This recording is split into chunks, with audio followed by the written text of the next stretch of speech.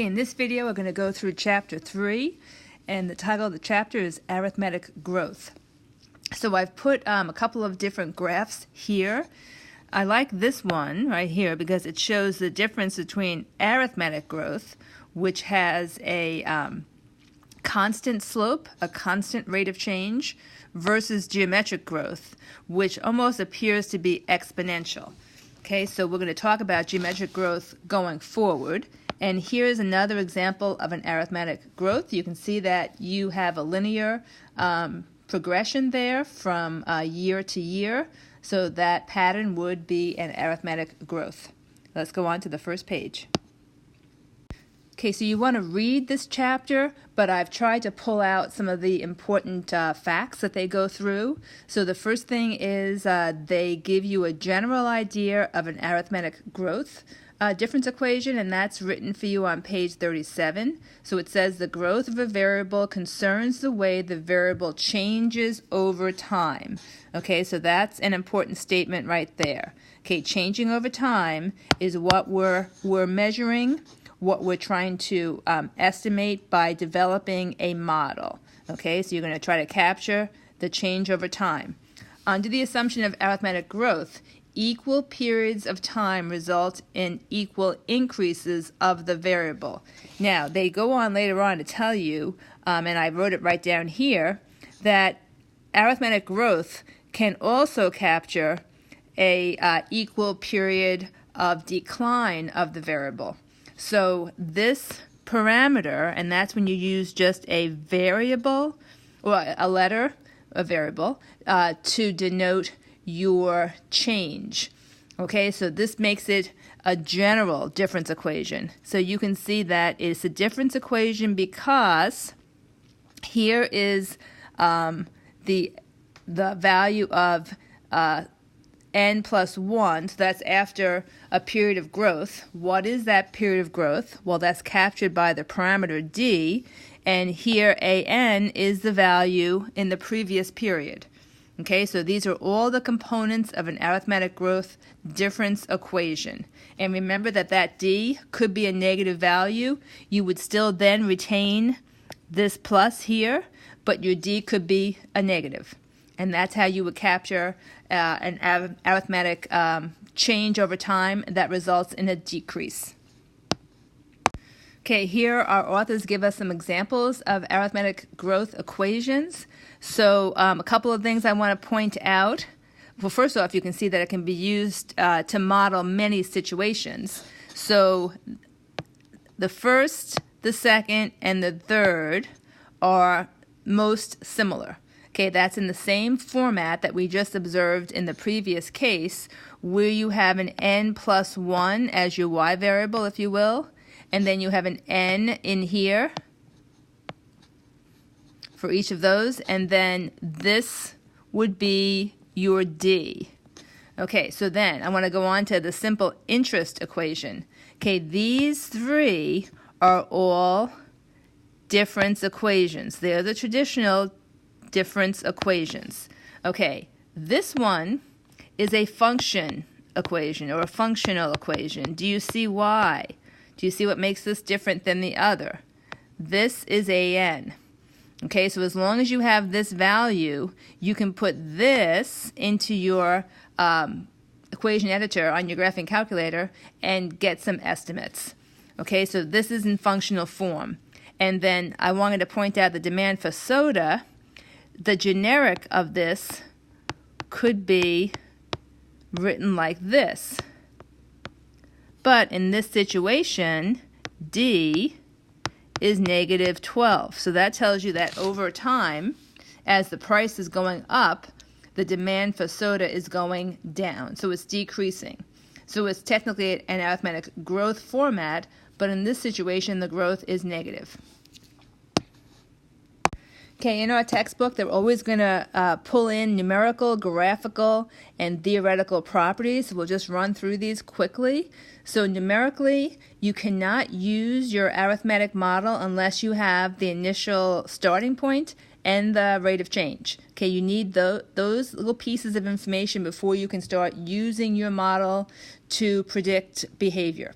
Okay, graphically, the graphical representation of an arithmetic growth model is either a bar graph or a line graph, and it's going to produce a straight line.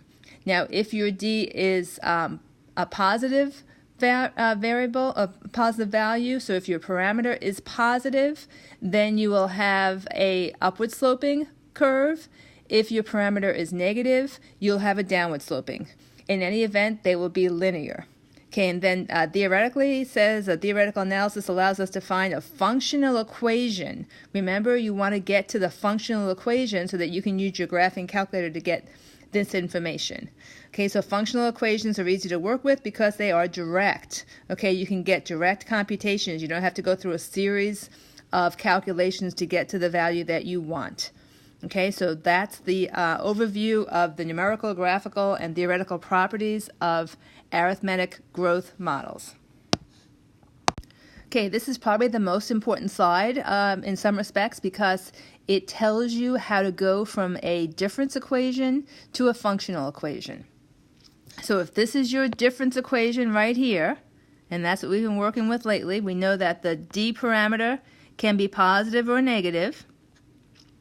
Then for any n that's greater than or equal to 0, so n's kind of a time thing, and you can't have negative time, that's why we're saying it has to be greater than or equal to 0, you can then create this functional equation in this form. So this is what you want. This is your functional equation. Okay, that is the key to being able to use your model efficiently, directly, to answer questions pertaining to future values. Okay, so let's look at this.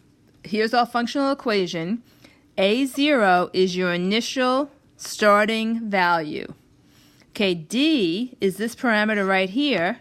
And what is D?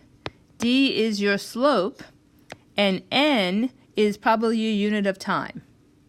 Okay, so the difference is here, D was an add-on.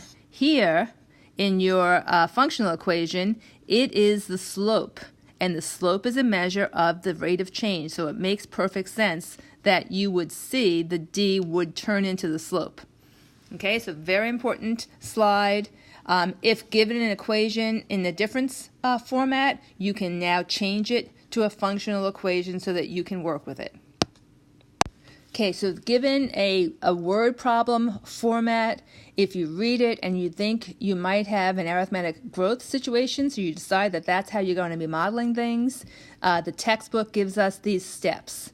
So first you're going to identify your variables and your units. Okay, what are you measuring, and in what units are you measuring them?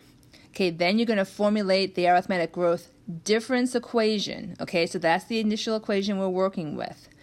Then you're going to formulate the initial value and any restrictions that you want to have on n. So you're thinking about how you're going to set this up and how you're going to define your n, what are your units, how is this all going to work.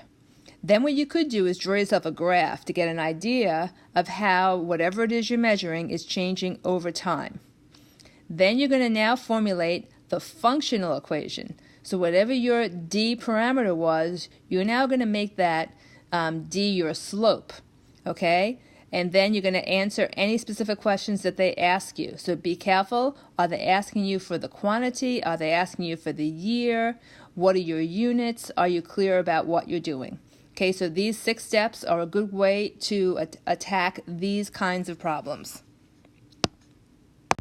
Okay, the authors tell us that an arithmetic growth assumption is always going to lead you to the same results as you would get if you used proportional reasoning. Okay, so that's good to know because sometimes you can just think through the problem. Your proportional reasoning should align with your arithmetic growth model. Okay, then the author goes on to tell us that there are 2 kinds of variables for n. One is continuous, so n can take on any value.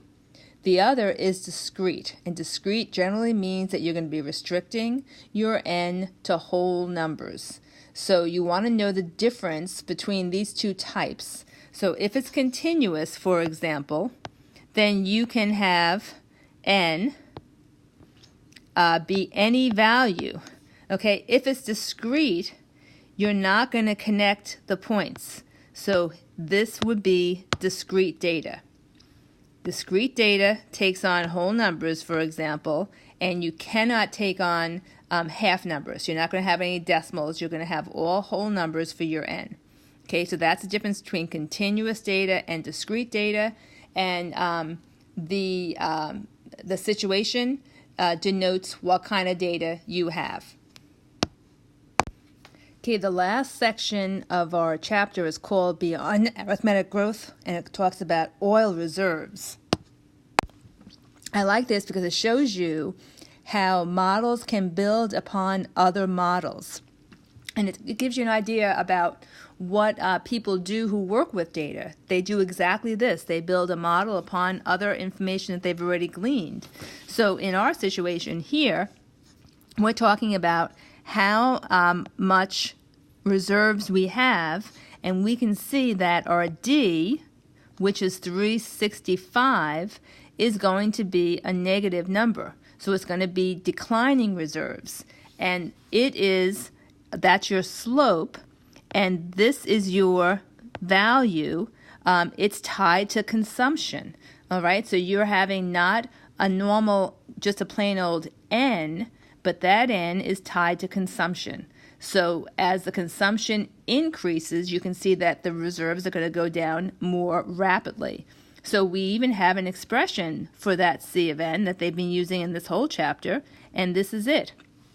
So now we can see that we have our N as we normally do in our difference equation.